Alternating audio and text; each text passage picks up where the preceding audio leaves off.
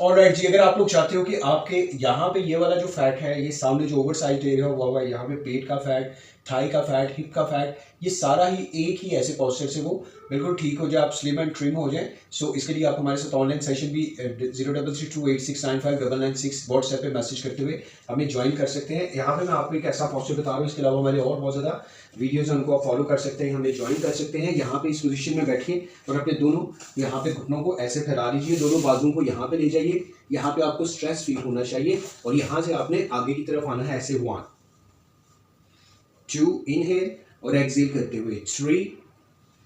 आप इसके 5 रेप्स कीजिए और 4 इसके सेट कीजिए। आप देखिएगा कि आपकी ये बाजू टोन होना शुरू हो जाएंगे, पेट के एक्स्ट्रा फैट्स, आपके थाइस के हिप के फैट्स हैं, ये टोन होना शुरू हो जाएंगे। उसके साथ और वेट लॉस के आप हमारे साथ सेशन या फिर फॉलो कीजिए। सो काफ़ी वीडियोस है। Thank you very much for watching the video. इस तरह की और बहुत ज़्यादा वीडियो से फॉलो कीजिए और बाकी लोगों तक इन्फॉर्मेशन जरूर पहुँचाइए। Thank you.